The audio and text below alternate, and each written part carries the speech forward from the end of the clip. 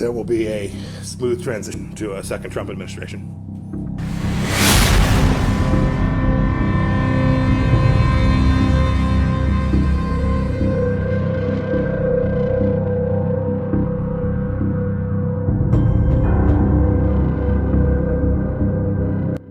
There will be a smooth transition to a second Trump administration. Right? We're ready. The world is watching what's taking place here. We're going to count all the votes.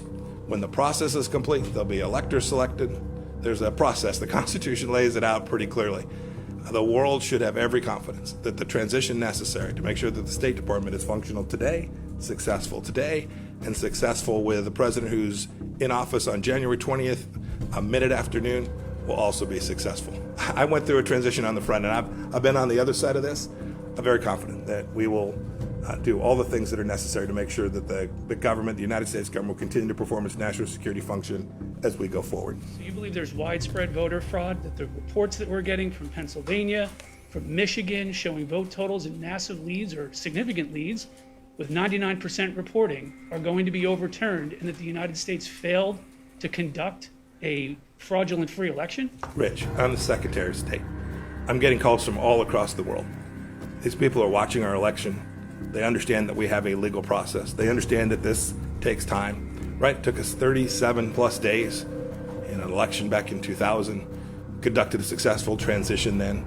I'm very confident that we will count, and we must count every legal vote. We must make sure that any vote that wasn't lawful ought not be counted. That dilutes your vote if it's done improperly. Got to get that right. When we get it right, we'll get it right. We're in good shape. What kind of guidance are you giving to American diplomats on how to characterize the results of the presidential election? And also, this department frequently sends out statements encouraging free and fair elections abroad. Yes. And for the losers of those elections to accept the results, doesn't President Trump's refusal to concede discredit those efforts? That's ridiculous. And you know it's ridiculous. And you asked it because it's ridiculous. This department cares deeply to make sure that elections around the world are safe and secure and free and fair. And my officers risk their lives to ensure that that happens. They work diligently on that.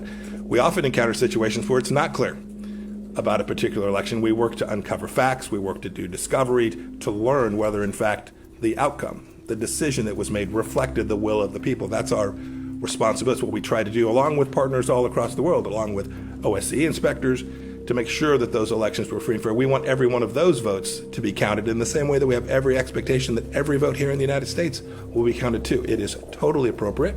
The United States has an election system that is laid out deeply in our Constitution, and we're going to make sure that we get that right. And we have, all of you have, and should be committed to making sure that that happens. I think every one of you wants that same outcome. You want every vote to be counted. You want to run the process. We want the law to be imposed in a way that reflects the reality of what took place. And that's what I think we're engaged in here in the United States, and is what we work on every place all across the world.